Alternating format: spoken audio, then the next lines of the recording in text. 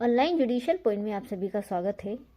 आज हम दंड प्रक्रिया संहिता 1973 के अध्याय 2 जो दंड न्यायालयों और कार्यालयों का गठन के बारे में प्रावधान करता है, धारा 6 से लेकर 25 का तक के महत्वपूर्ण प्रश्नों एवं उनके उत्तरों को देखेंगे तथा उन प्रश्नों को भी हम चिन्हित करेंगे जो परीक्षाओं में कई बार पूछे गए हैं तथा आगामी परीक्षाओं में आने की जिनकी प्रबल संभावना है। देखते हैं, सबसे पहला प्रश्न देखते हैं। दंड प्रक्रिया संहिता में वर्गीकृत कौन एक सही न्यायालय है? तो सत्र न्यायालय धारा 6 में बताया गया है। धारा 6 दंड न्यायालयों के वर्ग के बारे में बताता है, जिसके अंतर्गत सेशन न्यायालय, प्रथम वर्ग न्यायिक मजिस्ट्रेट और महानगर क्षेत्र में महानगर मजिस्ट्रेट तथा द्वितीय वर्ग न्यायिक मजिस्ट्रेट और कार्यपालक मजिस्ट्रेटों के बारे में बताया गया था। उसी में से एक सेशन न्यायालय इसमें बताया गया है। अगला क्वेश्चन देखते हैं। तो राज्य सरकार अधिसूचना द्वारा राज्य के किसी ऐसे क्षेत्र को आपराधिक प्रक्रिया संहिता के प्रयोजनों के लिए महानगर क्षेत्र घोषित कर सकती है जिनकी जनसंख्या 10 लाख से अधिक हो या 10 लाख तक हो। ये कहाँ बताया गया? तो ये धारा 8 में बताया गया। अगला क्वेश्चन देखते हैं। तो सत्र न्यायालय के न्यायाधीश का स्थानांतरण किसके द्वारा किया जा सकता है? उच्च न्यायालय के द्वारा। ये कहाँ बताया गया? तो ये धारा 9 में बताया गया है।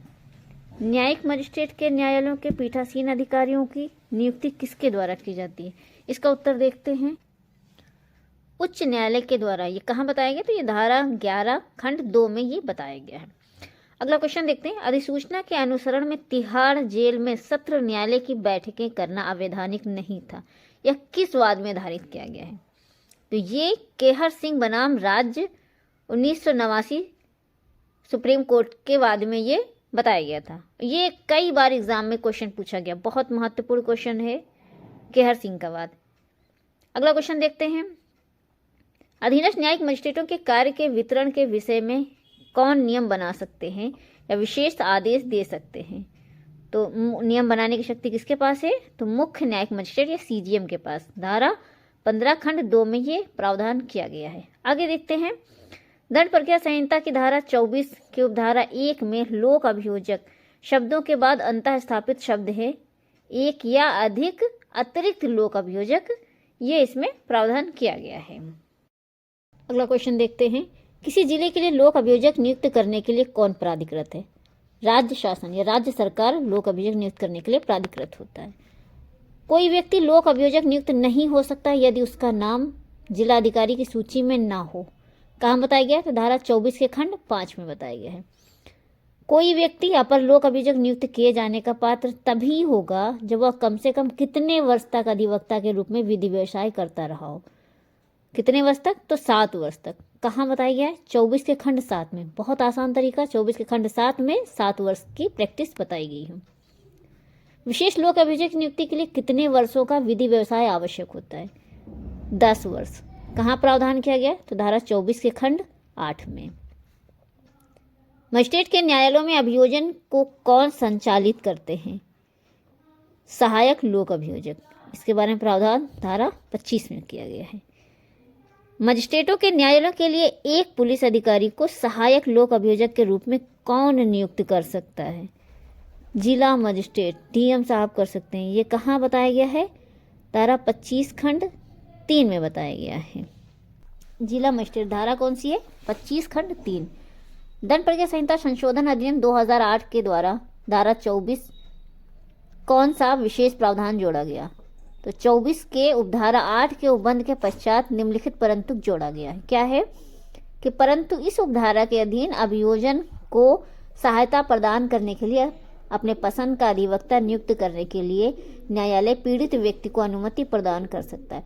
अर्थात स्टेट केस में पीड़ित व्यक्ति अपने पसंद का अधिवक्ता नियुक्त कर सकता है।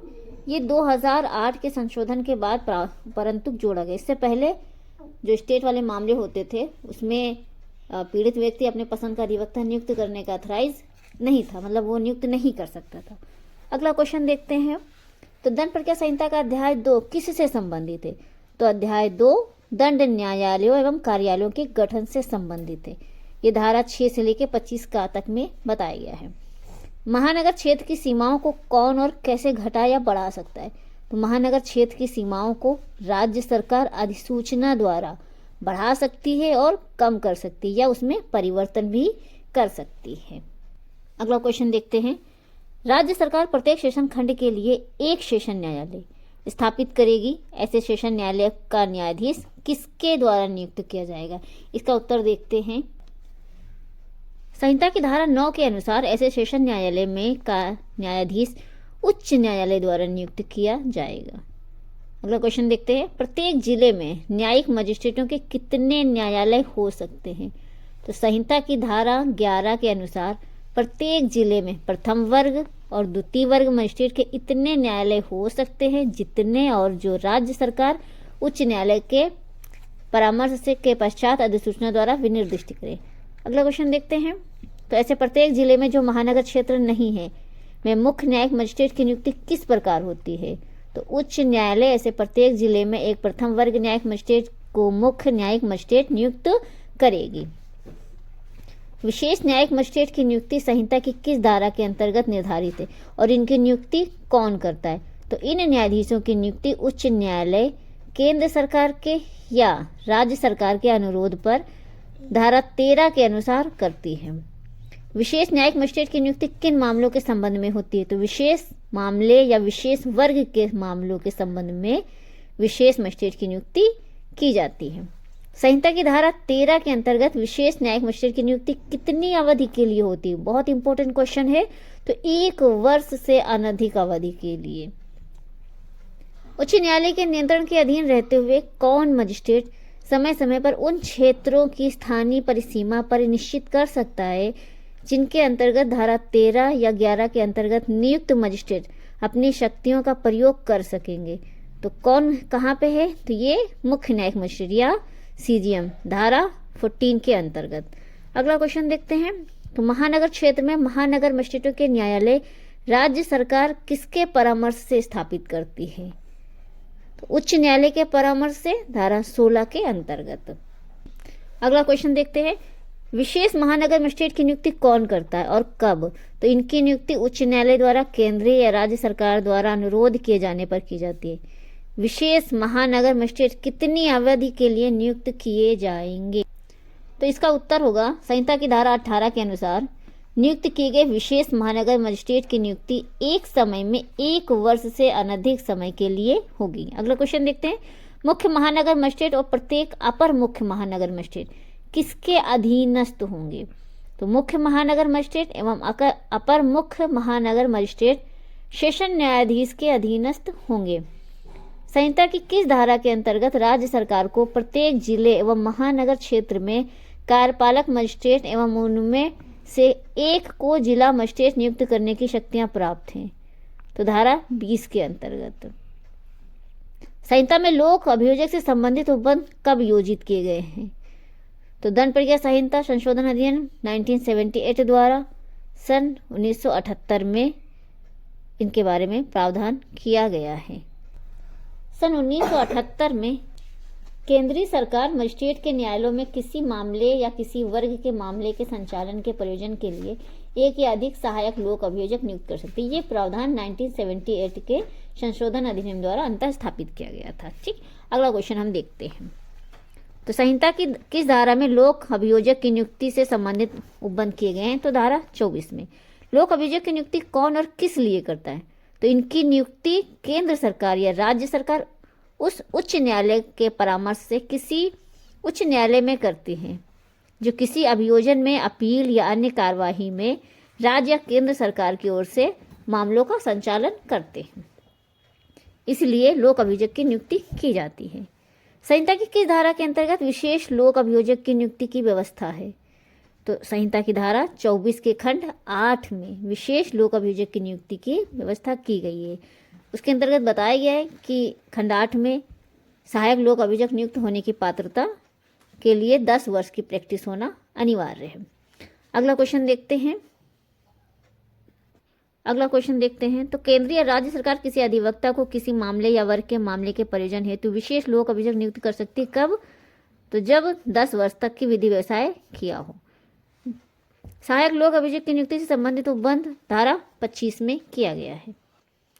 अगला क्वेश्चन देखते हैं। तो सहायक लोक अभियोजक की नियुक्ति कौन और किस लिए करता है? तो इनकी नियुक्ति राज्य सरकार द्वारा की जाती है। मजिस्ट्रेट के न्यायालयों में अभियोजनों का संचालन करने के लिए सहायक लोक अभियोजक की नियुक्ति की जाती है। मजिस्ट्रेटों के न्यायालयों में किसी मामले या किसी वर्ग के मामले का संचालन करने के प्रयोजन के लिए एक या अधिक सहायक लोक अभियोजक की नियुक्ति कौन कर सकता है? तो केंद्र सरकार धारा 25 के अंतर्गत। यदि कोई सहायक लोक अभियोजक किसी विशेष मामले के प्रयोजन के लिए उपलब्ध नहीं है तो किसी अन्य व्यक्ति को उस मामले का भारसाधक सहायक लोक अभियोजक कौन नियुक्त कर सकता है? तो जिला मजिस्ट्रेट नियुक्त कर सकता है। कोई पुलिस अधिकारी कब सहायक लोक अभियोजक नियुक्त किया जा सकता है? तो संहिता की धारा 25 का खंड 3 के परंतु के अनुसार कोई पुलिस अधिकारी निम्नलिखित 2 परिस्थितियों में सहायक लोक अभियोजक नियुक्त किया जा सकता है। कौन कौन सी हैं देखते हैं।